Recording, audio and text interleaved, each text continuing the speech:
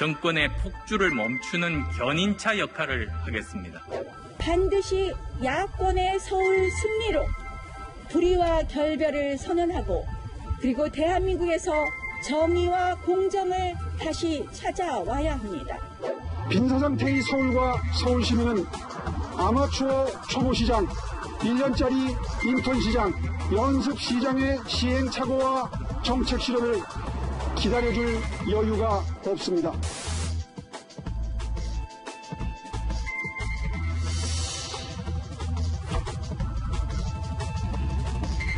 국민의힘 경선 플랫폼을 야권 전체에 개방해 주십시오.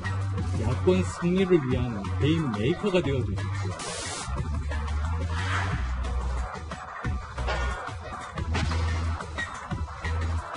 또 우리 당의 후보가 확정이 된 다음에 그 다음에 단일화라는 것이 이루어질 수 있는 것이지 그 전에 무슨 단일화를 갖다 할 수가 없어요.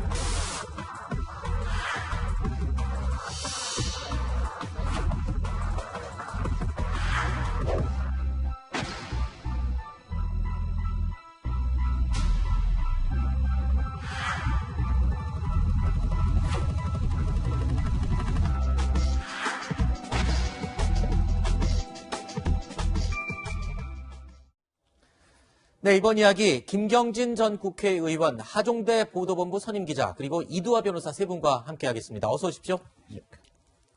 자, 김종인 비대위원장은 줄곧 입당 후에 경선을 치르자라고 이야기를 해왔지만 이를 거절하면서 단일화를 주장해왔던 안철수 대표, 국민의힘에다가요, 이 오픈 경선을 하자라고 제안을 했습니다.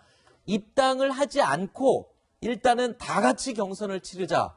뭐 이런 거죠. 뭐 원샷 경선이라고도 하던데요. 그러니까 실제로 이제 미국 민주당에서도 이제 이런 시스템을 채택을 하고 있습니다. 딱히 민주당 당원은 아니라고 하더라도 네. 민주당의 입장에서 이 내부 경선을 거치고 싶은 사람들은 이렇게 자유롭게 지금 문을 열어놓은 미국의 사례가 있으니 네. 나도 그 사례와 똑같이 국민의힘에 입당을 하지 않는다고 하더라도 네. 국민의힘 본경선에 참여해서 거기서 그 본경선 룰에 따라서 경선을 치르도록 해달라. 네. 그리고 안철수 대표 입장에서는 나는 그래도 하나의 당의 지금 당 대표 아니냐. 네. 당 대표가 어찌 쉽게 탈당을 하고 입당을 할 수 있겠느냐. 아하.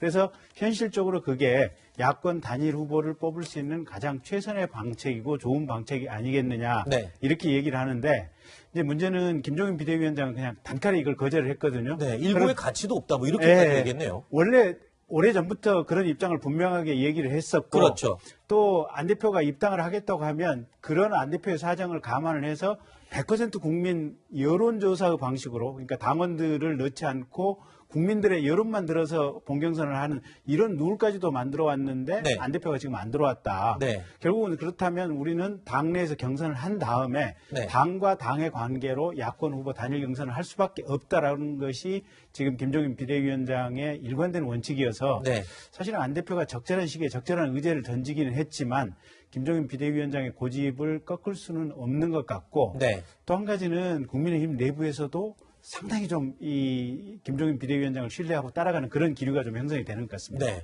뭐 쉽게 말하면 둘 다 그럴 때 잘하지. 이제 와서 또 그러냐. 뭐 이런 느낌도 들긴 하는데 사실 얼마 전까지만 해도 국민의힘 내부에서 안철수 대표에 대한 러브콜들이 줄을 이었었어요. 그런데 금세 분위기가 바뀐 것 같아요.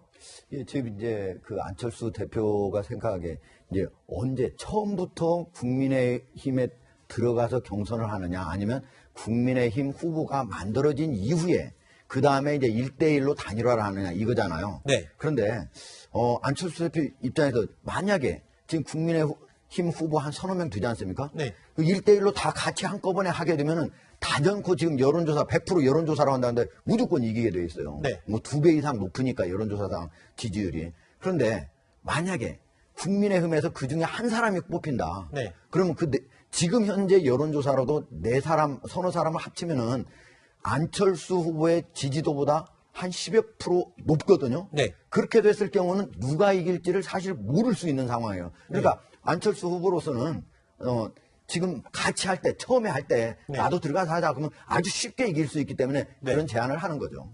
일단 뭐 안철수 대표로의 단일화가 유일한 희망이다라고 얘기가 처음에 나오는 듯 했는데 아니었습니다. 이 두 사람이 본격 출마 행보를 보이면서 분위기가 확 달라지고 있는 것 같습니다. 지금부터는 뭐 합당 논의가 이제는 물 건너간 것 같고요. 뭐 입당이든 나중에 이루어질 야권 후보 단일화든 모든 그 과정은 당에 일임하고 저는 후보로서 열심히 하겠다 그런 입장입니다. 저는 뭐 어떤 방법이든 수용합니다. 안철수 대표가 정하셔도 좋습니다. 그런 마음으로 단일화에 임하겠습니다. 근데 이게 국민들의 마음 아닐까요? 그래서 저는 안철수 대표가 정해도 좋다. 이게 제 마음입니다. 확실히 분위기가 바뀐 건 맞는 것 같아요. 그리고 이 김종인 위원장이 이 3자 구도로 가도 사실 승산이 있다라고 얘기를 했을 때 여러 이 평론가들이 그렇게 얘기했어요. 뭐 조순 시장이 당선될 때 95년도 상황 지금은 좀 다르다라고 얘기를 했는데 이거 두고 보니까 경선에 가까워질수록 김종인 위원장의 말대로 되어가는 건 아닌가라는 생각도 들거든요. 네. 근데 이제 3자 구도로 가도 반드시 승리한다 이런 부분은 사실은 희망사항일 수도 있고요. 거기에 네네. 대한 반드시 확신을 갖고 있는지는 이제 이 부분은 뭐 만들어 나가는 과정이니까요. 이제 살펴봐야 되겠지만 근데 초반과 비교하면 여유가 생긴 건 사실인 것 같습니다. 그렇죠. 그 하종대 기자님께서도 국장님께서도 말씀하신 바와 같이 사실은 지금 그 경선 분위기를 보면 그 안철수 대표의 경우에는 이제 출마 선언을 하면서 컨벤션 효과가 다 반영이 돼 있는 여론조사라고 네. 볼 수 있거든요. 그러니까 그리고 지금 앞으로는 붐업 효과가 있을 수 있는 게 안철수 후보의 경우 별로 없어요. 그러니까 이렇게 사람들을 만나고 뭘 한다 하더라도 선거 운동 자체, 이제 경선 과정, 단일화 과정에서 안철수 후보 혼자 할 수 있는 건 그렇게 크지 않거든요. 네. 그러니까 주로 지금 나오는 기사가 보면 누구를 만났다, 뭐 그렇죠. 어떤 봉사활동을 한다. 지금 이제 선거 운동에 제약이 많기 때문에 이럴 수밖에 없고요. 근데 지금 국민의힘의 그 경선 과정을 보면 예비 경선, 본 경선이 있습니다. 예비 경선도 뭐 10명, 11명 정도 되고요. 본 경선 되면 4명이 되고 또 이 과정에서 1대1로 그 토론도 많이 하게 돼 있어요. 네. 그러면 지금 이제 빅2라고 얘기하면서 이제 나경원 후보랑 그 오세훈 후보 얘기를 많이 하게 되는데 네. 이 부분은 뭐 사실은 연륜도 많고 경험도 많고 그다음에 이제 주목도도 높은 인물이고 여론조사에서 지지도 높게 나오죠. 그리고 뭐 시정을 경험했던 분도 있고 시정에 대한 준비를 오래 하고 서울시에서 국회의원을 뭐 4선까지 한 분도 3선까지 지역구에서 네. 하고 4선 국회의원이고 이러기 때문에 여러 가지를 정책에 원내대표도 하고 했기 때문에 뭐 토론회를 한다면 여기에 대해서 또 국민들의 이제 관심도 받고 또 자신들의 능력을 보여줄 기회가 많거든요. 네. 그러니까 이제 안철수 후보가 여러 면에서 이제 이런 부분에 있어서 좀 불리하다고 생각을 하시는 게 사실인 것 같고요. 근데 국민의힘은 경선 일정을 발표를 했기 때문에 네. 여기에 따라서 타임 스케줄대로 해나갈 수밖에 없어요. 지금은요. 네, 그렇죠. 예.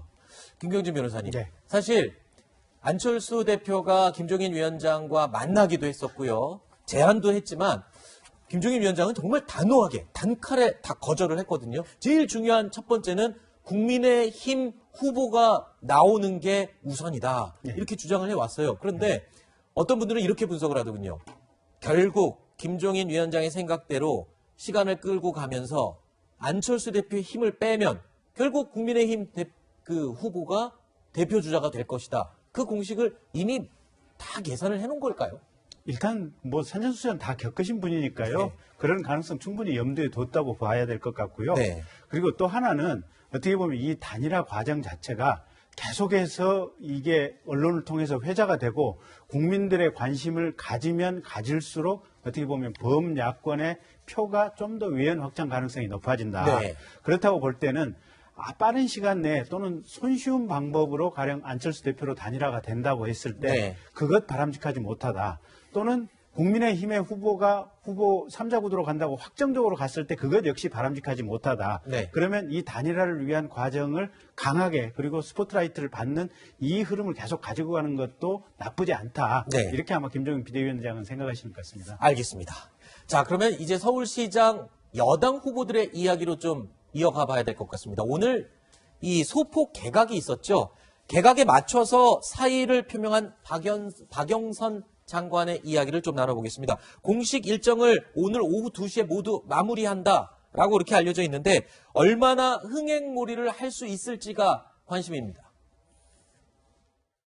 박영선, 우상호 두 후보가 네. 우리 당으로서는 아주 대표적인 스타 정치인이거든요. 우선 이분들이 대변인, 최고위원, 원내대표, 또 국회 각 중요 상임위원장을 다 지내셨죠. 예. 그 과정에서 뛰어난 정치력을 보여줬거든요. 이 두 사람의 경선이 아주 재미있고 수준 높은 경선이 될 거다. 축구로 치면 메시 대 호날두 격돌이다. 와, 메시와 호날두의 격돌. 이거는 뭐 스포츠를 조금만 아는 사람들이면 엄청난 빅스타들의 대결이다. 이렇게 표현을 할 때 많이 쓰는 건데 예. 글쎄요. 일단 여당 입장에서 보면 쓸 수 있는 카드가 많아요. 백신 접종과 관련된 것도 있고요. 재난지원금을 준다라는 것도 있고요. 일단 이 유권자들의 마음을 사로잡을 수 있는 유리한 카드가 많잖아요. 먼저 어쨌든 항상 네이밍이 중요한데 네.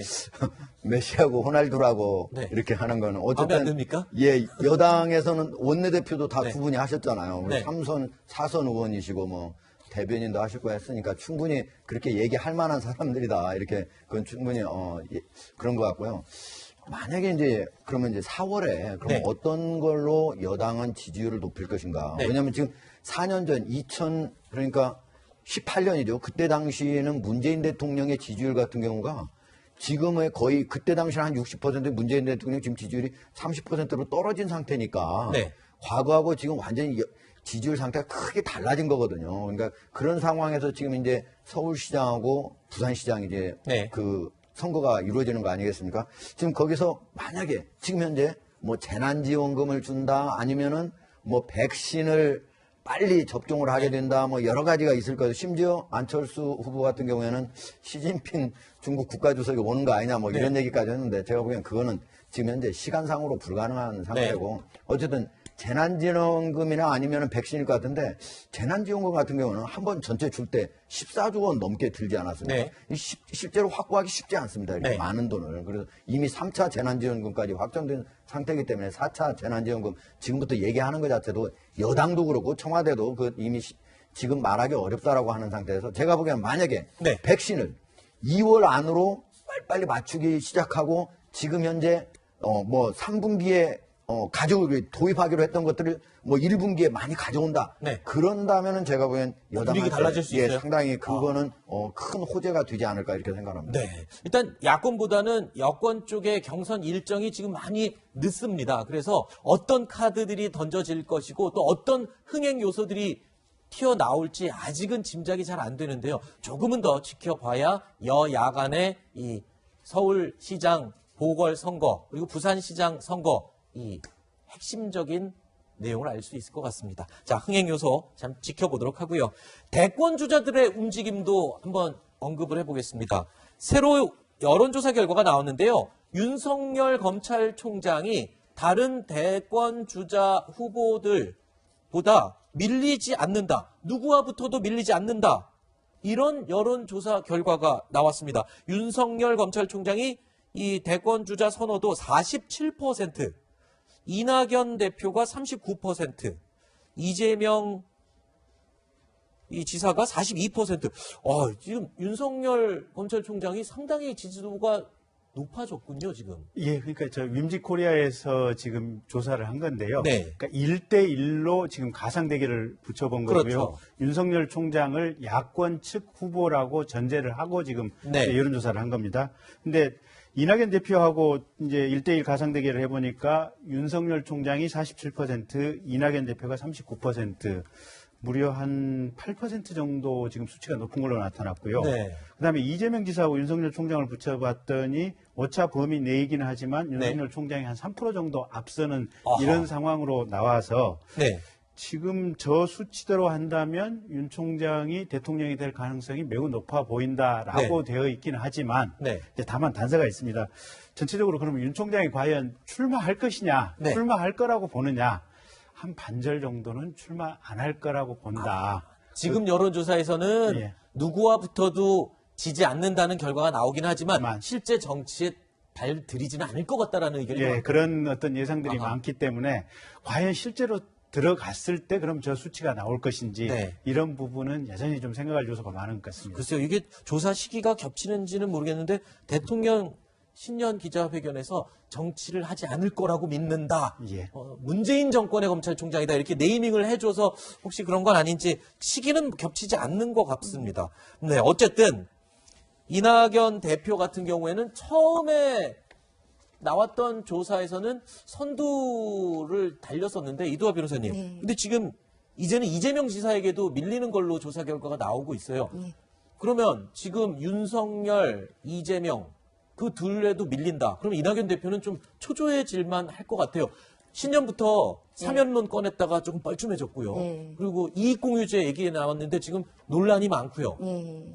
이제 조금 뭔가 좀 카드를 계속 던져있는 거는 같은데 먹히는 게 없는 것 같습니다. 저희 여론조사를 볼 때는 같은 기관의 이제 추세를 쭉 보는 게 그래도 이제 그렇죠. 시사하는 바가 크겠죠. 근데 지금 말씀하신 것처럼 아까 이제 윈지 코리아 컨설팅의 경우에도 윤석열, 이낙연, 윤석열, 이재명 이 구도도 이것도 이제 계속했었어요. 뭐 올해 처음 한 게 아니고요. 네. 작년 연말부터 계속했는데 이 부분도 보면 윤석열 총장이 계속 올라가는 네. 상승 추세고 이낙연 대표는 내려오는 추세죠. 아하. 내려오는 추세고 이 양자 대결을 했을 때도 그렇고 이낙연 대표의 그 지지율을 봐도 사실은 여러 여론조사 기관을 같은 기관에 이제 쭉 기간별로 추이를 살펴봤을 때는 네. 이낙연 대표는 사실은 약간 지고 있는 게 사실인 것 같아요, 추세가. 아하. 근데 지금 말씀하신 것처럼 사면론을 꺼내고 나서 그 네. 추세가 더 심화되고 있다 이렇게 평가를 하고 있는데요.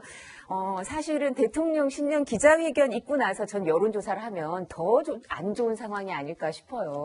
왜냐하면 대통령 신년 기자회견 2시간 넘었는데 아마 당대표들은 아시지만 다 당직자들하고 그 당사에서 보시잖아요. 그죠? 그렇죠. 근데 15분인가 20분 채 안 보고 자리를 떴다고 하더라고요.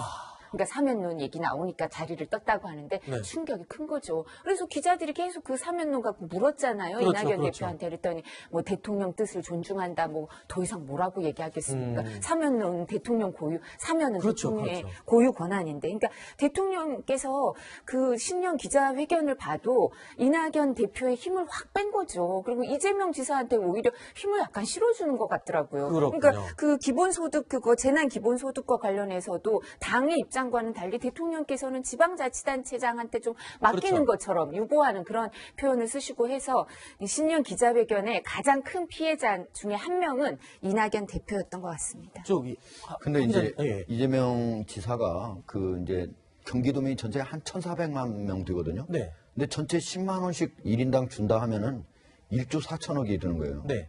근데 올해 경기도 예산이 얼마냐? 28조 조금 넘습니다. 네. 전체 예산의 5% 가까운 돈이에요. 네. 우리가 전 국민 500조가 넘는 우리 국가 예산 500조가 넘는 데서 14조 빼내기도 쉽지 않은데 한 번 할 때마다.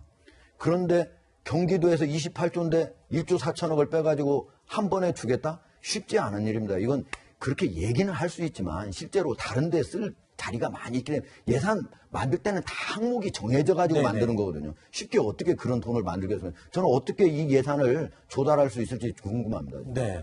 뭐 지금 이낙연 대표도 지금 이재명 지사의 이런 부분들을 공격했거든요. 근데 또 일각에서는 그렇게 얘기해요.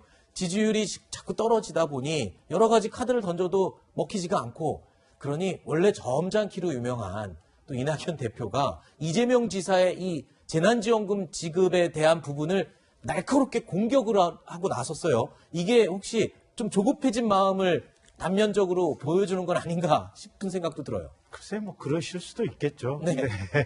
근데 그 지적 자체가 보면 과연 틀렸냐. 네. 실은 이게 지금 사회적인 거리두기 철저하게 좀 유지하고 이게 방역에 열심히 하자고 하는데 10만 원씩 준다고 하는 것은 결국은 소비진작 아니겠습니까? 네. 그럼 소비진작이 거리두기에 많은 문제점을 가져온다고 하는 것은 기히 우리가 그 피해를 몇 번 봐왔잖아요, 보면.